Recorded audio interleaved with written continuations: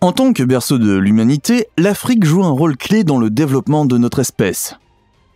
Riche de sa culture et de ses paysages à couper le souffle, le deuxième plus grand continent de la planète est toujours dans la ligne de mire des historiens, des naturalistes et des archéologues. Aujourd'hui, nous souhaitons vous montrer quel trésor insoupçonné sommeille réellement en Afrique. Vous voulez savoir ce qu'il en est de l'inexplicable incident qui s'est produit au Zimbabwe en 1994 et pourquoi la découverte d'une cité antique ébranle-t-elle notre vision conventionnelle du monde? Alors ne manquez pas de regarder notre vidéo jusqu'au bout. N'oubliez pas de nous laisser un j'aime et de vous abonner et d'appuyer sur la cloche de notification. Nous serions ravis que vous commentiez nos articles et que vous nous fassiez part de vos réflexions et de vos suggestions. L'incident de l'école Ariel. Le 16 septembre 1994, les enfants de la ville de Roua, au Zimbabwe, se rendent comme chaque jour à l'école Ariel. Les visiteurs de l'école privée ont-ils encore à l'esprit les informations inquiétantes qui ont circulé 2 jours plus tôt? En effet, de nombreuses personnes avaient vu une étrange boule de feu scintillante dans le ciel nocturne. Au début, la journée d'école ne semblait pas différente des autres, avant l'heure de la première pause. Alors que les enseignants se retirent pour une réunion, 62 élèves âgés de 6 à 12 ans assistent à quelque chose d'assez incroyable. Plusieurs vaisseaux spatiaux argentés descendent du ciel et atterrissent dans un champ voisin. Mais ce n'est pas tout. Une créature entièrement vêtue de noir s'est même approchée des élèves effrayés pour leur envoyer un message télépathique. L'étrange figure a averti les petits de mieux prendre soin de leur planète, sinon l'humanité périrait en même temps que la Terre. Lorsque les enfants ont raconté aux enseignants ce qu'ils venaient de vivre, ces derniers n'ont eu d'autre choix que de renvoyer les élèves chez eux immédiatement. La question de savoir ce qui a réellement causé l'incident de l'école Ariel fait encore aujourd'hui l'objet d'un vif débat. Par la suite, on a demandé aux enfants de décrire à nouveau l'incident et de faire des dessins des créatures étranges et des objets volants. En fait, les rapports et les images devraient coïncider dans leurs caractéristiques de base. Cependant, certains élèves ont déclaré qu'ils n'avaient pas remarqué l'arrivée d'une horde de visiteurs extraterrestres. Si certains experts pensent que les enfants ont été victimes d'une hystérie collective, d'autres estiment que l'incident de l'école Ariel représente la rencontre du troisième type la plus importante des années 1990. Guépard. Les ruines de la ville de Gedi sont l'exemple même d'un lieu oublié qui nous ouvre les portes d'une époque révolue. Sur la côte est du Kenya, à environ 5 km de la mer, les habitants de cet important carrefour commercial ont pu jouir d'une grande prospérité. De plus, les ruines, faites de calcaire corallien, nous montrent de manière impressionnante la beauté époustouflante de l'architecture de l'Afrique de l'Est. Cependant, après que les conquérants portugais eurent tendu une embuscade aux habitants, Gedi fut temporairement abandonnée au début du XVIe siècle. Après une dernière et brève période de prospérité, la ville fut finalement laissée à elle-même au début du XVIIe siècle. Des fouilles archéologiques menées à partir de 1948 ont permis de redécouvrir un palais, plusieurs mosquées, de nombreuses maisons et un tombeau. Je suis né homme. En 2015, la liste du genre Homo s'est enrichie d'une espèce.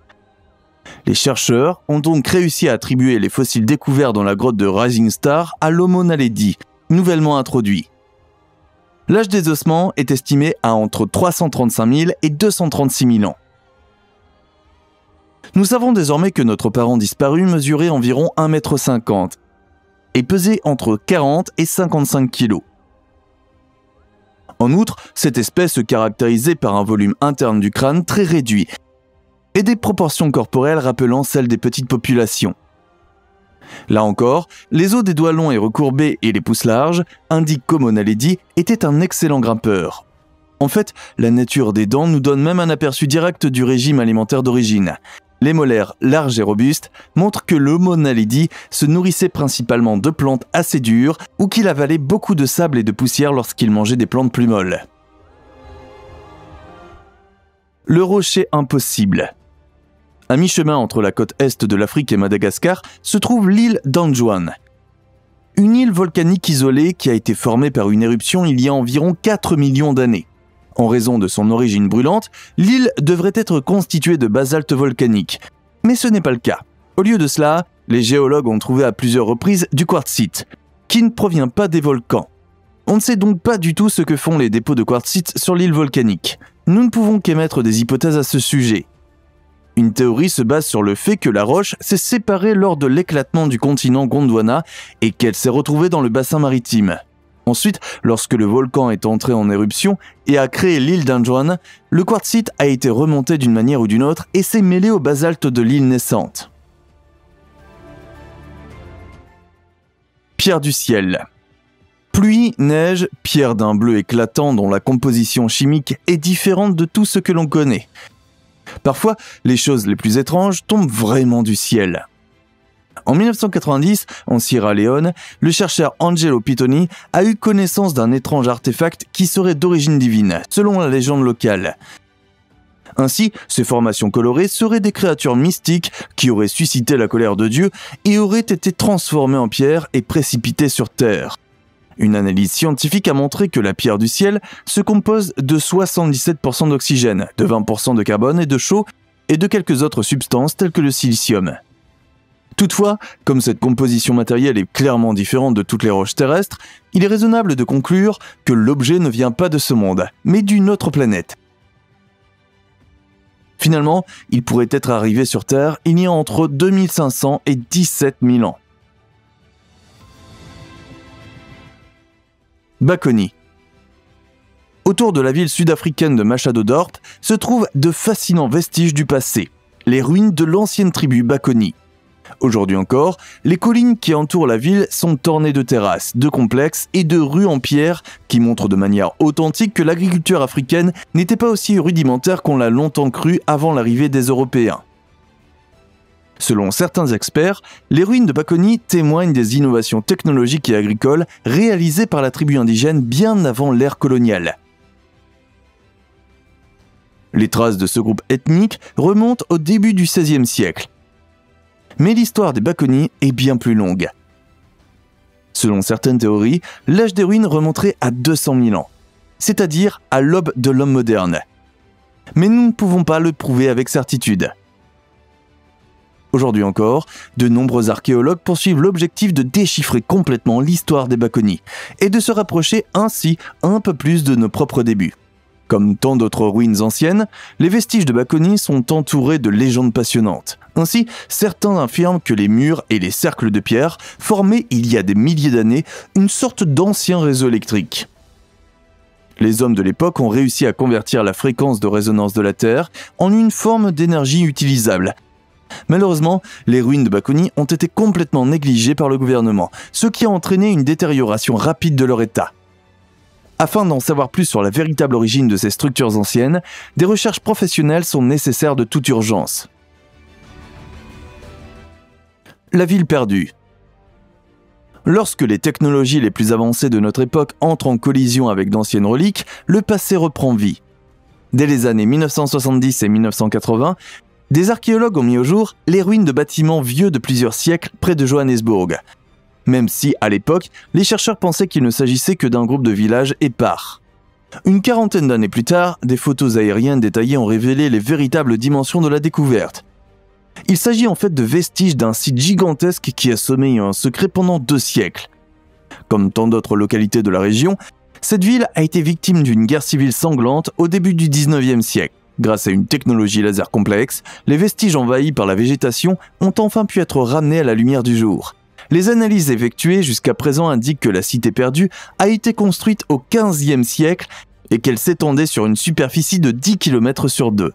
Les enregistrements ont révélé entre 750 et 850 habitations, mais les chercheurs ne peuvent pas encore estimer le nombre de personnes ayant vécu ici. Au centre du village se trouve une zone de près de 10 000 m², qui, selon certains chercheurs, est divisée en krahals, c'est-à-dire en enclos pour le bétail. Si cette interprétation est correcte, 1 millier de bovins auraient trouvé place ici, témoignant de la prospérité des anciens habitants. Mais avant de déchiffrer le véritable contexte de la cité perdue, il faudra s'armer de patience. La poursuite des recherches prendra au moins 10 ans. Une ville vieille de 200 000 ans. C'est une nouvelle dont la confirmation bouleverserait notre vision du monde. À 150 km à l'ouest de Maputo, la capitale du Mozambique, des archéologues ont mis au jour les ruines complexes d'une grande cité de pierre. L'analyse de la vitesse d'érosion de la dolérite a révélé que la métropole a été construite il y a entre 160 et 200 000 ans. Pour situer le contexte, bien que les pyramides égyptiennes et les structures mésoaméricaines soient considérées comme les structures les plus avancées de l'Antiquité, elles ne datent pas de plus de 6000 ans. Le temple de Gan-Tija, créé vers 3600 avant Jésus-Christ, est actuellement le plus ancien bâtiment du monde. Si la datation de la cité africaine, qui n'est certes pas sans controverse, est exacte, il faudra remettre en cause radicalement tout ce que nous croyons savoir sur notre propre espèce. Entourée de hauts murs et dotée de structures circulaires, la métropole disposait d'un réseau complexe de routes qui reliait les zones agricoles entre elles. On ne sait pas avec certitude qui a construit la ville, mais on sait seulement qu'il devait s'agir d'une civilisation très développée. Les images que les habitants ont immortalisées dans les murs de roche dure montrent qu'ils vénéraient le soleil. Cependant, le fait qu'ils aient apparemment utilisé d'anciens symboles égyptiens ne fait que soulever d'autres questions. Outils anciens. Qui ne le sait pas? Il suffit d'un mauvais virage pour se retrouver sur un site archéologique vierge abritant d'anciens outils en pierre. C'est d'ailleurs à une erreur de parcours que l'on doit la sensationnelle découverte de Sonia Armand et de son équipe au Kenya. Après avoir réalisé que le site de Lomekwi cachait un grand nombre de secrets archéologiques, les experts ont entrepris des fouilles à grande échelle. Avec succès, au total, 130 objets ont été retrouvés. Avec un âge estimé à 3,3 millions d'années, ces objets représentent les plus anciens outils connus de l'histoire.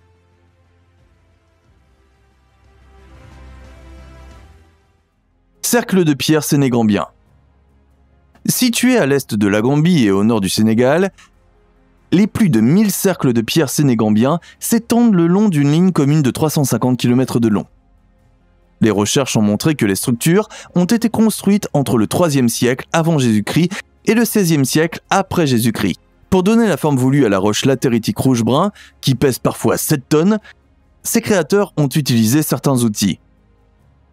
En cela, les cercles de pierre sénégambiens se distinguent de la plupart des autres structures comparables, qui sont généralement composées de pierres non travaillées. Animaux exotiques. Que faisaient les habitants de Hierakonpolis il y a environ 5000 ans pour représenter leur statut social? Ils se procuraient des animaux de compagnie exotiques, comme des éléphants ou des hippopotames. C'est ce que montre l'examen détaillé du cimetière dit de la classe supérieure. Dans quelques 200 tombes, ce ne sont pas seulement des personnes qui reposent, mais aussi leurs compagnons à 4 pattes. L'examen des os brisés guéris montre qu'il ne s'agissait vraisemblablement pas d'animaux sauvages. Les animaux ont probablement contracté ces maladies lorsqu'ils ont été capturés. Cercle de fées. Le secret des mystérieux cercles de fées a été révélé. C'est ce qu'a annoncé une équipe de l'université de Göttingen après avoir examiné en détail les taches chauves circulaires en Namibie. La théorie basée sur l'influence des termites pourrait donc être définitivement écartée. Il s'agirait plutôt du résultat d'une auto-organisation naturelle. Mais commençons par le commencement. Équipés de capteurs spéciaux d'humidité du sol, les scientifiques ont constaté que les herbes des cercles de fées dépérissent immédiatement après la pluie, alors que celles-ci devraient stimuler la croissance des plantes. L'examen des racines remarquablement longues, mais intactes, a montré que l'influence des insectes peut être exclue.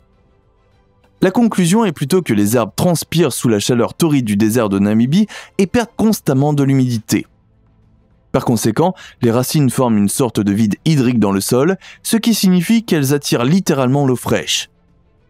En permettant aux herbes de former des paysages structurés, on obtient une répartition uniforme, toutes les plantes bénéficiant de la ressource en eau fournie par les zones dénudées. Très bien les amis, c'est maintenant à vous de jouer. Quelle découverte vous a le plus surpris?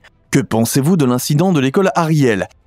Les ruines de la ville découverte sont-elles vraiment vieilles de 200 000 ans? Laissez libre cours à vos idées et partagez-les avec nous dans les commentaires. N'oubliez pas non plus de nous laisser un j'aime et de vous abonner pour rester informé à partir de maintenant. Et sur ce, merci d'avoir regardé, bonne journée et à la prochaine.